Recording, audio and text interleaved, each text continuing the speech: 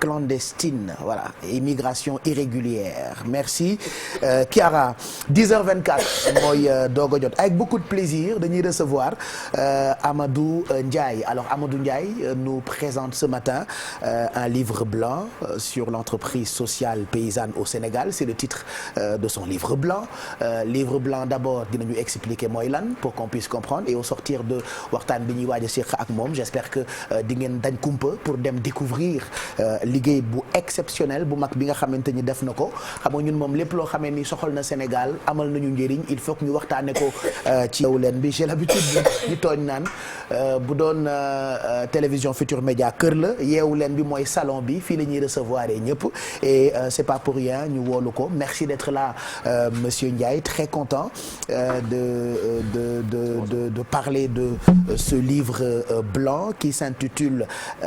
l'entreprise sociale paysanne au Sénégal. D'abord, comment êtes-vous arrivé à concevoir le livre blanc de l'entreprise sociale paysanne au Sénégal ak expérience bi nga ci am.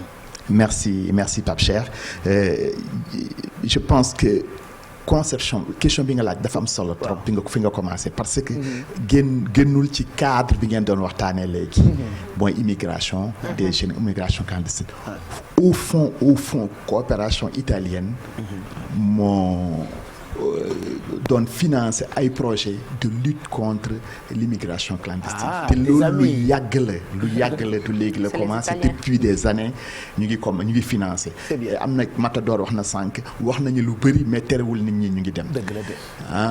donc livre bi ñoom dañoo financer ay projet yi tamit depuis plus de 10 ans ñu ngi terrain bi di xool nan la ñuy def pour téye xale yi surtout ci biir àll bi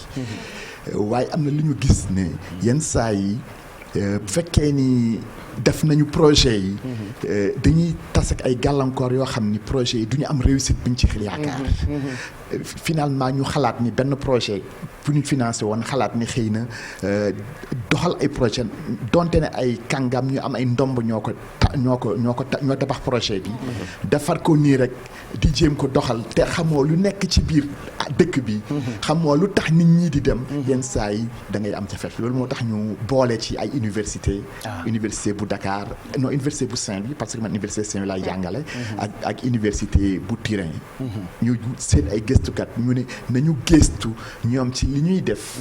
nan la ñuy gën a xamee mbooloo yi nekk ci àll bi ak li tax nit ñi bëgg a dem bëgg lii loolu mooy livre blanc bi léegi ci biir nag ci gëstu boobu la ñu génnee livre blanc bi livre blanc mooy mu ngi li nga xamante ni rek day mel ni day wone li nga xamante ni loolu moo xew fenn te di jéem a gindi ñenn ñi nga xamante ne xamuñu pour ñu mën a xam li nga xamante ni buñ ko jëfandikoo ci seen ci seen activité dina leen mën a jëriñ te tamit dina leen leeral yoon yi loolu mooy livre blanc yi nga xamante ni dañ ci déggoo pour leeral yoon yi nga xamante ni dañuy jëfee ci côté boobu léegi am na beneen actualité bu tombe ci invitation bi mooy tamit semaine de l'entrepreneuriat la ñu nekk nii am na ay activités yu bëri yu ñuy def te entreprise sociale la ñuy def ñun entreprise sociale la ñu bind dañoo seetlu ni sax am na loolu moo tax xaw nañu naqari tuuti parce que gis nañu ni ba ñuy wax semaine entrepreneuriat on parle de start-up affaire yooyu te kenn waxul wax entreprise sociale paysanne ou bien entreprise paysanne entreprise te ñaar yooyu je veux dire que immigration bi ak semaine entrepreneuriat mu ngi résumé presque li nekk ci livre bi donc du man kese dañoo nekk ay ab mbooloo ay gëstukat ak ñi nga xamante ne ñooy doxal lii bi ñun ñëpp ñoo ànd gëstu ñaari at soog a génnee livre bi. voilà parce que gis naa ne ay borom xam-xam yu bëri ñoo ko préfacé. livre bi ñu ngi ko bind ci français waaye ngir ndaw ñi gën ko comprendre ak ñi nga xamante ni ñooy dox ci wàllu entrepreneuriat moo tax ñuy def waxtaan bi ci wolof livre blanc la nga tuddee ko l'entreprise sociale paysanne au Sénégal lan moo war a tax sénégalais yëpp que muy ndaw wala muy mag ku am projet ku amul projet ku yëngu ci wàllu entrepreneuriat war a am livre bi ci wetam. waaw en fait livre bi xëy na sax li ñu ko gën a bindal mooy ñi nga xamante dañuy intervenir pour jàppale xale yi ñu réussir pour jàppale groupement de femmes yi pour ñu réussir pour jàppale sàmmkat yi béykat yi nappkat yi pour ñu réussir seen entreprise ñooñu ñi nga xamante dañuy jàppale nit ñi il faut ñu xam waaw il faut ñu xam lan moo nekk ci biir moom moo war a nekk seen bible exactement lu tax ñu war xam loolu. parce que ñun dañoo am benn conception bi nga xamante ni bu ñuy jàppale entreprise. dañuy foog ni entreprise bi dafa war am seulement finalité économique viabilité économique. waaye dañoo gis ni ñun ci suñu gox-goxaan yi. nit ki boo tabaxee dara boo defee groupement de femmes même fii léegi ci Dakar sax boo defee nu mu tuddati association de famille. du viabilité économique bi rek ngay xool. dafa am yeneen yi nga xamante ni ñu ngi lënkaloo ci biir. maanaam dafa am benn dimension sociale bu am importance ñi bokk am na lu tax ñuy bokk ci biir. du xaalis bi ñuy am rek yenn saa yi da ngay bokk parce que da ngay jokk mbokk. yenn saa yi da ngay bokk parce que dëkk bi amul li nga xamante ni bu ngeen ko liggéeyul dëkk bi du ko mën a am maanaam bu ngeen deful ay araw ngeen soppi dugub ngeen def ko araw ngeen mu wut ni ñu koy dencee xëy na gars yi dëkk bi loolu moo tax groupement de famille femmes yi di ko def. am na leneen lu am solo mooy yenn saa yi nga am dara moto pompe par exemple ci sa tool. dëkk bi ndox dugg ci mu am inondation nga génnee sa moto pompe sa tool nga yóbbu ko ci dëkk bi pour mu manque alors que bu doon entreprise économique kese day ne loolu amul ko benn importance économiquement te ñun noonu la ñuy société di doxee dafa bëri trait de solidarité dafa am lii comme ni mu dimension sociétale da ngay engagé wu lu bëri ci say entreprise même yéen dégg naa léegi ngay wax Youssou Ndour day def benn activité te activité bi nit ñi bu ñu wootee dinañu am li naam moom dina ci am dara waaye day xool tamit société bi ñi nga xamante ni suñu entreprise yu bëri noonu la doxalee dañ ko defar ci suñu biir société waaye léegi nag boo ko bëggee jàppale ngay xalaat ngay indi ay normes yu jóge ginnaaw réew mi te xooloo normes yi ci biir yenn saa yi nga am ay jafe-jafe doo egg fi nga bëgg a egg ensuite ngay laaj sa bopp lu tax eggoo pourtant war nga li nga waroon def yëpp fekkee am na li nga xamante ni ko xamul ci biir dëkk bi nu muy doxee loolu moo la manqué ci li ngay def. donc ci seen enquête yi nga xam ne ni def ngeen ko ci wàllu entreprise sociale paysanne fii ci Sénégal lan ngeen gis ci enquête bi sur le terrain parce que def ngeen enquête sur le terrain doo ko génne livre bi. lu ñu gis dafa bëri mais mën naa ci tënk ñaar xëy na li ma ci mën tënk mooy li tubaab di wax ni nous sommes à la croisée des chemins xam nga bu njëkk bi amoon na ay groupement de femmes yu bëri. groupement yi ay day nekk 1200 800 personnes. ñu jox leen benn tool bu ndaw par exemple bu ñu defee tool bu ndaw bi ñoom ñëpp ñi bokk ci tool yu mag yi aménagement yu mag yi ñu jox ko góor ñi foyer yi góor ñi ñoo koy gérer mais léegi gis nañ ni groupement yooyu donte ne tasuñu ku nekk ci biir mu ngi defar benn groupement bu ndawam. je veux dire que nit ñi nekkatuñu ci benn groupement benn ñaareel bi mooy que lu ñuy wax exploitation familiale ou bien lu ñuy wax groupement ñaar yëpp entreprise sociale la waaye li ci am solo mooy que nit ñi bu ñu nekkee ci entreprise bi dañuy am pluriactivité boo nekkee ci sa famille man mi nekk fi tey suñu dëkk dañoo considérer ci entreprise laa bokk bu ñuy bay bu ñuy bëggee lii nu mu tuddati commencer seen bay dañ may woo ma yónni pour lu ñu jëndee nu mu tuddati semence ou bien engrais ou bien yooyu dañ ma boole ci biir c'est-à-dire que c'est pas parce que yaa ngi ci biti rek que bokkoo ci biir ñoom bu ñu góobee ba pare bu ñu liyee ba pare dañ may yónni saak ou bien ñu saaku ceeb ou bien saaku soble et cetera li nga xamante ni te pourtant xam nañu mën naa ko jënd waaye dañ ma boole ni doo génn mukk ci xeet bi yaa ngi ci biir xeet bi te yaa ngi ci biir société bi yooyu ay liaison sociale yi nga xamante ni dañuy échapper très souvent boo nekkul ci biir su fekkee da nga jógee bitim réew rek ñoo bëgg defar entreprise bëgg a jàppale nit ñi am na ay liens sociaux yi lay échapper te yooyu dañ koy gën a gis waaye nag ñu ngi gis ni tamit changement bi ñu bëggoon am depuis projet yi commencé ba léegi changement yi yéex nañu parce que dafa am lu mel ni genre résistance en fait du résistance voulue mais c'est une résistance naturelle waaw parce que en fait c'est pas parce qu'ils ne connaissent pas mais parce qu'ils sont dans leur logique et nous on ne parvient pas à comprendre leur logique. Voilà donc ñu proposer leen une petite présentation sous forme d'éléments ngeen xool ko jëm ci livre blanc bi nga xamante ni moom la monsieur Ndiaye ñëw présenter ñu ci wàllu entreprise sociale paysanne fii ci Sénégal donc l'entreprise sociale paysanne au Sénégal l'expérience de Caper ça c'est ça ngeen def ci enquête ak gëstu yu am solo yoo xam ni ça peut toujours servir pour ñi nga xam ni ñooy jàppale ñiy financer ak ñiy jàppale nit ñi ci wàllu entrepreneuriat surtout côté social bi ñu xool gëstu bi.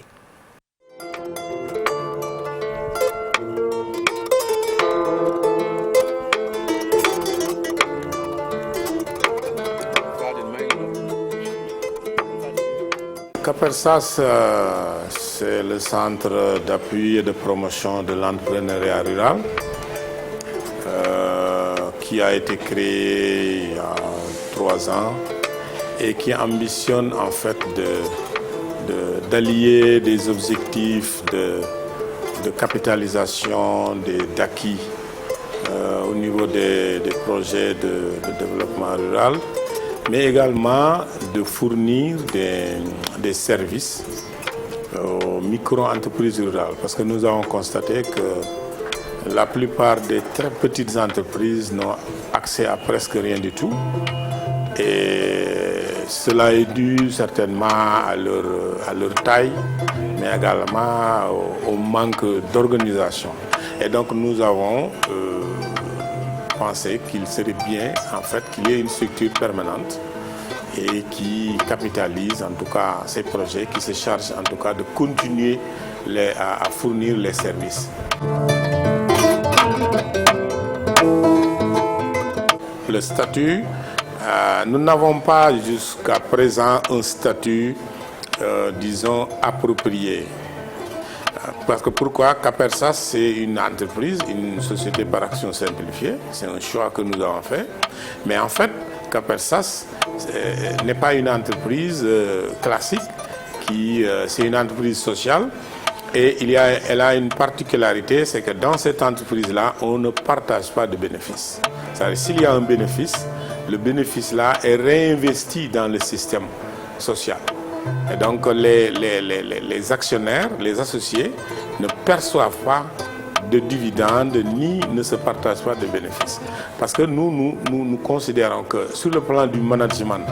il faut gérer la structure comme une entreprise, mais que sur le plan de la finalité, c'est une finalité sociale. OK? Et donc, de ce point de vue, au Sénégal, il n'y a pas encore un statut particulier spécifique de l'entreprise sociale.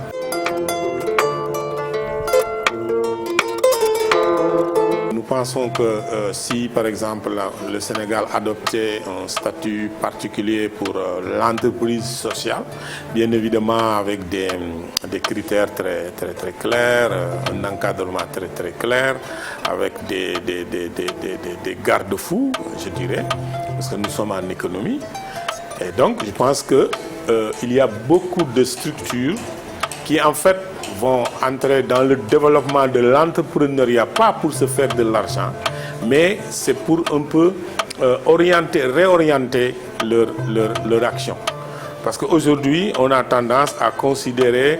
disons, l'intervention des associations, des ONG, comme un peu de la subvention, point barre. On ne se préoccupe pas de l'impact, pas trop souvent de l'impact. Et aujourd'hui, il y a beaucoup d'intervenants qui voudraient en tout cas emprunter les principes de gestion, de management de l'entreprise pour des questions, des actions de développement. Voilà une belle présentation de cette expérience concernant le CAPERSAS avec ce livre blanc qui vient donc de sortir, l'entreprise sociale paysanne au Sénégal ak professeur Amadou Ndiaye. Je pense que expérience bi leer na ñu ngi ko defee ci français waaye yow it essayé nañu quand même décortiquer livre blanc bi ci wolof pour permettre sénégalais yëpp ñu comprendre ko. Ma fàttali ñi seetaan ni jàngalekat nga, enseignant chercheur ca UFR sciences agricoles et alimentaires bu université Gaston Berger bu Saint-Louis. Bu ñu doon tàggatoo yan kàddu ngay joxe bàyyee ko téléspectateurs yi ak sénégalais yi nga xam ni tey kontaan nañu quand même ci gis livre blanc bi nga xamante ni moom ngeen génne pour mu mën jëriñ ñëpp ci wàllu entrepreneuriat. D'abord di la jaajëfal. di leen jaajëfal ci invitation bi. li ma bëgg mujjee mooy livre bi bind nañ ko waaye dañoo seetlu ne. pour entreprise sociale yi dox parce que nguuru Sénégal dafa am ay décisions yu important dafa am ministère de l'économie sociale et solidaire. te ñoom ñooy définir ay politique d'économie sociale et solidaire te entreprise sociale lu am solo la ci politique d'économie sociale et solidaire. C'est vrai. gis nañ ne ñu ngi jéem a def ay yu bëri ci microfinance bi et tout ça waaye entreprise sociale kese doyul loolu moo tax ministère bi ak am na ay acteurs yu bëri yuy tourner autour de l'entrepreneuriat social, en fait de l'entrepreneuriat social, mais surtout de l'économie sociale et solidaire. Il faut que écosystème boobu mu mun a dox et ministère bi am na importance bu lu bëri politique yi muy définir pour que l'entrepreneuriat social ne soit pas seulement un concept au Sénégal mais une réalité. Merci beaucoup. Voilà, merci en tout cas monsieur Ndiaye ci li nga xam ne ni yaa ko coordonné di livre bile tudd entreprise sociale paysanne.